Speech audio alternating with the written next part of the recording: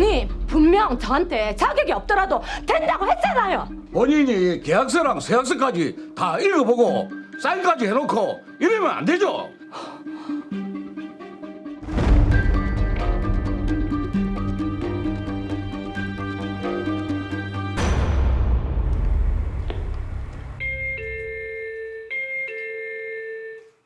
원장네? 잠시만.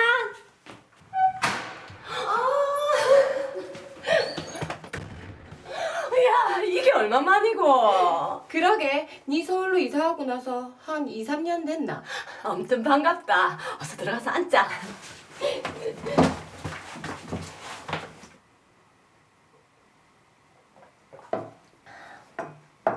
부산으로 언제 이사왔노?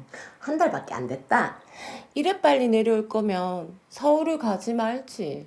그러게 말이다. 애 아빠 발령 때문에 어쩔 수가 없었지. 다시 부산으로 오니까 너무 좋다.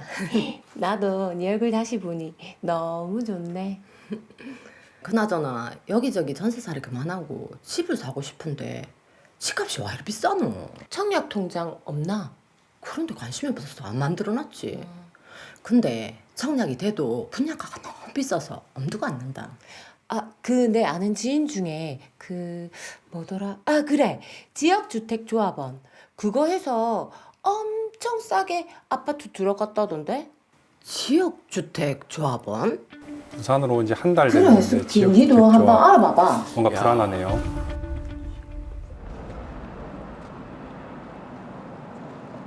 안녕하세요 사모님. 요거 한번 읽어보세요.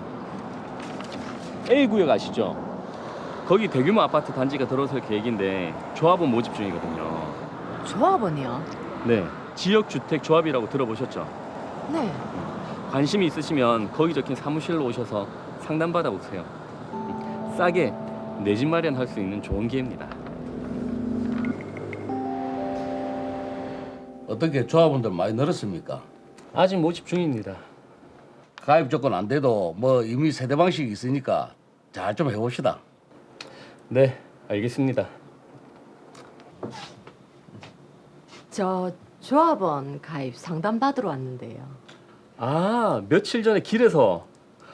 안녕하세요. 앉으세요. 저희 조합에 들어오시려고요. 상담 한번 받아보려고요. 잘 오셨습니다. 지역주택조합이라는 게 별로 어려운 게 아니고요. 쉽게 말해서 아파트 공동구매랑 같은 개념입니다. 조합원이 되면 업무 대행비 분담금을 내야 하지만 그래도 조합원들은 청약통장 필요 없이 분양받을 수 있죠. 그리고 일반 아파트 대비 10에서 15% 저렴하게 구입할 수 있습니다. 전매 제한도 없고. 10에서 15%나요? 그럼요. 자격 조건 같은 건 없습니까? 별로 까다롭지 않습니다. 나는 안 되는 것 같은데. 만약 조합은 자격이 없더라도 이미 세대 방식으로 분양이 가능하기 때문에 걱정 안 하셔도 됩니다. 지금 자리도 얼마 안 남았는데 오신 김에 조합 가입 계약하고 가시죠. 그럼 믿고 가입하겠습니다. 저런데 넘어가는 거죠.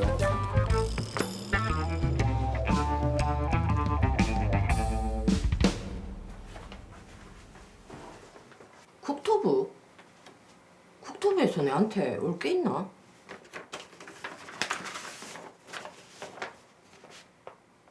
아니 이게 뭐야? A지역 주택조합원 부적격? 그럼 분양을 못 받는다는 거가? 속았다는 걸 알게 됐네요.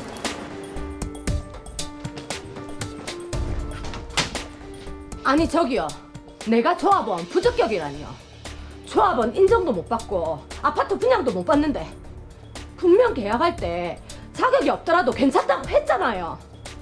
홍보비다 부담금까지 다 성실히 냈는데 그냥 내가 낸 돈 다 돌려주세요. 계약할 때 조합원에 관해서 설명도 충분히 드렸고 여기 계약서 보시면 이로 인한 책임은 모두 본인이 감수하겠다 되어 있잖아요. 저한테 이러시면 안 되죠. 어디 가는데요? 이 계약 처음부터 말이 안 되는 거였네. 내 돈 내놔, 내 돈! 네, 그러게요. 요즘 참 집값이 많이 오르면서 내 이름으로 된 내 집 언제 마련할 수 있을까 고민하시는 분들 참 많죠. 그런 분들에게 이 지역주택조합은 아주 솔깃한 제안일 것 같아요. 그렇죠. 일단 어떤 내용인지 사건부터 정리를 한번 해보겠습니다. 예. 사건 의뢰인인 김숙희 씨는 남편의 직장 때문에 서울에서 살다가 부산으로 이사 온 지 한 달 정도 됐습니다. 김숙희 씨의 꿈도 내 집 마련인데 높은 집값으로 고민이 상당히 많습니다. 예. 그러던 중에 A 지역주택조합에서 조합원을 모집한다라는 걸 알게 됐고 조합에 가입해서 업무 대행비, 조합원 분담금 등을 내게 됩니다. 네. 그런데 어느 날 국토부로부터 A 지역주택조합원 부적격 통보를 받게 됩니다. 조합 측에 이때까지 낸 분담금 등을 돌려달라고 요구를 하게 되지만 이로 인한 책임을 모두 본인이 감수하겠다라는 계약서를 쓰지 않았냐면서 예. 돌려줄 수 없다라는 지역주택조합 측의 입장입니다. 이에 김숙희 씨가 너무나 억울해서 저에게 의뢰를 했습니다. 자, 일단은 분명 조합 측에서 된다고 해서 가입을 했는데 김숙희 씨가 참 답답하시겠다는 생각이 듭니다. 자, 먼저 가입하면서 낸 분담금 요거 좀 돌려받을 수 있습니까? 어떻습니까? 네, 조합원 자격이 없음에도 불구하고 조합원 가입이 가능하다고 거짓말을 하여 가입 계약을 체결하게 된 경우라면 이를 기망을 이유로 계약을 취소하고 분담금 반환을 청구할 수 있을 것입니다. 네. 하지만 그런 거짓말이 있었다는 것을 입증하는 것이 필요합니다. 하지만 그 상황을 보면요, 자격이 없어도 가입을 할 수 있다라는 이런 내용을 녹음을 하거나 계약서를 쓴 게 아니기 때문에 입증하기가 쉽지 않을 것 같은데요. 네, 거짓말이 있었다는 것을 입증하기가 쉽지가 않습니다. 예. 조합원 가입 계약을 할 때에는 당장 내일 새 아파트가 생길 수 있다는 기대감이 있을 때인데 그때 광고나 확약에 대한 서류를 받아서 보관을 하고 있는다든지 혹시라도 잘못될 경우를 대비해서 대화나 통화를 녹취해 둔다든지 하는 것이 쉽지가 않기 때문입니다. 예. 근데 여기 보면 이제 조합이나 업무 대행사 측에서는 계약서를 근거로 해가지고 자기들 책임이 아니라고 하거든요. 네, 그렇습니다. 조합원 자격이 없어도 조합원이 되는 것에 아무런 문제가 없다는 등의 거짓말을 하는 경우 그건 말로만 하기 때문에 나중에 문제가 되었을 때 그런 말을 했었다는 사실을 입증하기가 쉽지가 않습니다. 네. 게다가 보통 계약서에는 조합원 자격에 관한 설명을 충분히 들었고 이로 인한 책임을 모두 본인이 감수하겠다는 내용이 깨알 같은 글씨로 적혀 있고 네. 또 잘 설명 들었음, 모든 내용을 확인하였음이라는 글을 쓰라고 하여 쓰게 되는데 네. 이런 문구가 추후에 문제가 되는 것입니다. 이게 정말 뭐 돋보기를 가지고 다녀야 되나요? 그러니까. 깨알 같은 글씨가 항상 문제가 되네요. 네, 그렇죠. 이때 조합 측에 나도 된다고 설명하지 않았느냐라고 하면 조합 측에서는 아까 사례처럼 내가 언제 그랬느냐라고 하면서 계약서를 제시하는데 이 때문에 분쟁이 많이 발생하고 네. 피해자도 많이 발생하고 있는 것입니다. 정말 계약서는요, 좌측 상단에서부터 우측 하단까지 정말 수능 문제 풀듯이 네. 꼼꼼하게 읽어봐야겠다는 걸 다시 한번 느낍니다. 우선은 지역주택조합이라는 게 정확하게 어떤 건지 좀 정의를 하고 갔으면 좋겠거든요. 네, 지역주택조합이란 무주택자이거나 주거전용 면적 85제곱미터 이하 한 채를 소유하고 있는 개인들이 조합을 결성하여 주택의 건축 및 분양 사업을 하는 것입니다. 일반적인 아파트 청약과 달리 청약 통장이 필요 없고 청약 순위와 관계없이 조합에 가입할 수 있습니다. 네. 그리고 일반 분양 주택보다 가격이 저렴한 경우가 많습니다. 그러니까 이게 이제 평생이 내 집 마련이 꿈인 사람들 입장에서는 아주 귀가 솔깃할 수 있는 그런 유혹이거든요. 그렇죠. 근데 이제 이분 같은 경우에는 조합원 부적격 통보를 받았단 말이에요. 그렇다면 자격이 있다는 얘기인데 지역주택조합원에 자격이 있습니까? 지역주택조합은 조합 설립인가 신청일을 기준으로 6개월 전부터 해당 지역에서 주민등록상 거주하고 있어야 하고 전용 면적 85제곱미터 이하 1주택 혹은 무주택 세대의 세대주라는 자격 요건을 입주 예정일까지 유지해야 합니다. 드라마 속에서 보면 김숙희 씨 같은 경우에는 이사한 지 한 달밖에 안 됐기 때문에 자격이 안 되는 거잖아요. 그런데 배도환 씨가 지역주택조합원의 자격이 없더라도 임의세대 방식으로 가입을 할 수 있다라고 했는데 임의세대 방식 이게 어떤 겁니까? 네, 지역주택조합이 새로 지은 아파트 중에 조합원에게 분양하고 남은 세대를 분양하는 것을 말하는데요. 네. 나머지 세대가 30세대 이상일 경우에는 모집 공고 승인을 받아서 일반 분양을 해야 되기 때문에 남은 세대가 30세대 미만인 경우에만 임의 분양을 할 수 있습니다. 네. 현실적으로 30세대 미만인 경우가 많지는 않습니다. 그러니까요. 이게 그렇다면 이제 김숙희 씨 같은 경우에는 이 경우에도 해당이 안 된단 말이죠. 네, 그렇죠. 애초에 임의 분양이라는 것이 미분양이 난 경우를 전제로 하는 것이거든요. 만약 조합원 분양이 미분양이 나지 않는다면 임의 분양이라는 것도 불가능하게 됩니다. 야, 지금 김숙희 씨 보니까 안 되는 게 너무 많아요. 그러니까. 그렇다면 이런 경우에 법적으로 구제할 수 있는 방법은 없습니까? 네, 최근 주택법이 개정되어 지역주택조합의 경우 계약을 체결한 후 한 달 이내에 청약을 철회하면 낸 돈을 모두 돌려받을 수 있게 되었습니다. 하지만 그 적용 대상이 2020년 12월 11일 이후 신규로 조합원 모집 신고를 한 조합에 적용되게 되기 때문에 네. 그 피해자 구제에는 아직 미흡한 점이 많습니다. 2020년 12월 11일 이전에 하신 분들은 적용이 안 돼서 그러면 관련 좀 소송이 많을 것 같은데 그런 분들은 그럼 어떻게 좀 피해 구제를 받을 수가 있을까요?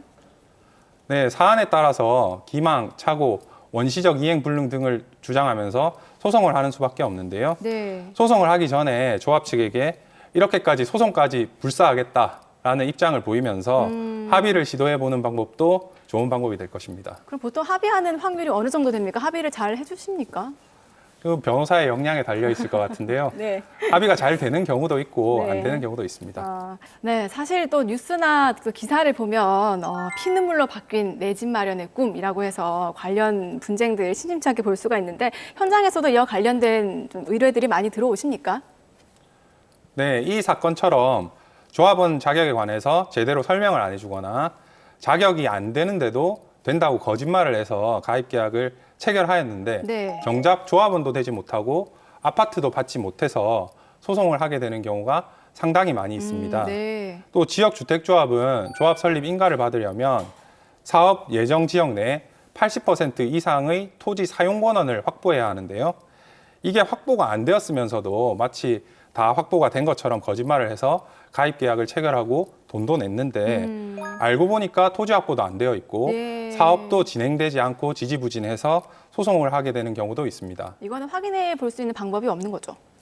구청을 통해서 지금까지 얼만큼 확보가 되어 있는지 예. 문의를 해볼 수가 있는데 예. 그 구청에서 확보하고 있는 것과 지금 조합에서 확보하고 있는 게 좀 달라서 구청에서는 60% 확보되어 있다라고 네. 신고가 되어 있지만 지금까지 구청에 신고한 이후에 20% 정도 더 확보해서 지금 80%가 되어 있다.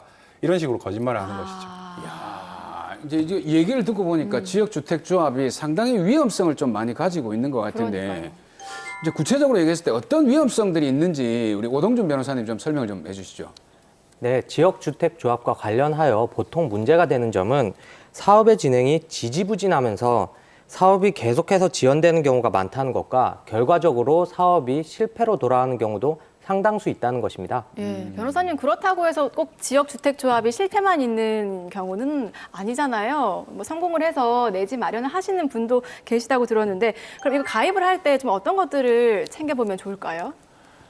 네, 우선 지역주택조합은 조합원 스스로가 건축주가 되는 셈입니다. 네. 그래서 사업에 수익이 발생하면 그걸 나눠 가지지만 손실이 발생해도 분담해야 된다는 것을 명심하셔야겠습니다. 아, 그러니까 이익도 같이 손해도 같이 그럼 명심을 해야 되겠네 보니까.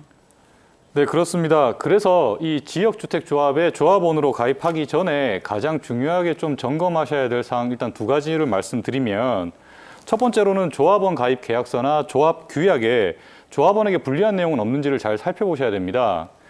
예를 들어 모든 비용을 정산하고 남은 경우에 그 수익은 업무 대행사가 가져가고 이것에 대해서 조합원들은 이의 제기를 일체하지 않겠다. 이런 조항이 있을 수가 있고요. 네. 그다음에 조합원 가입 이전에, 즉 조합이 설립되기도 전에 조합추진위원회 단계에서 처리했던 모든 사항을 승계를 하겠다. 이런 조항이 있을 수도 있습니다. 그런데 이제 이런 조항들이 있음에도 불구하고 가입할 것인지 말 것인지 여부를 신중하게 판단하셔야 됩니다. 또한 아까 사례에서도 이게 지금 사실 중요한 것인데 임의 탈퇴가 가능한 것인지 만약에 이미 탈퇴를 한다라고 하면 내가 냈던 돈은 언제까지 얼마만큼 돌려받을 수 있을 것인지 이런 것들도 다 서류에 나와 있으니까 꼼꼼히 확인하시는 게 필요하겠습니다. 네, 첫 번째가 계약서에 조합원에게 불리한 내용이 있는지 또 이미 탈퇴는 가능한지 낸 돈은 돌려받을 수 있는지 한번 체크해 보라고 하셨고 두 번째로 그럼 어떤 거 살펴볼 수 있을까요? 네, 두 번째로는 사업 부지의 토지를 95% 이상 매수한 상태인지를 살펴보셔야 됩니다. 아까 한병철 변호사님께서 말씀하신 것처럼 조합이 설립되기 위해서는 80%의 사용 권원을 확보해야 되지만 이 설립된 조합이 이제 건축주로서 사업 시행을 하려면 관할 구청으로부터 그 사업 계획을 승인을 받아야 되는데 이 95% 이상 확보되어야만 사업 계획 승인을 받을 수 있기 때문입니다.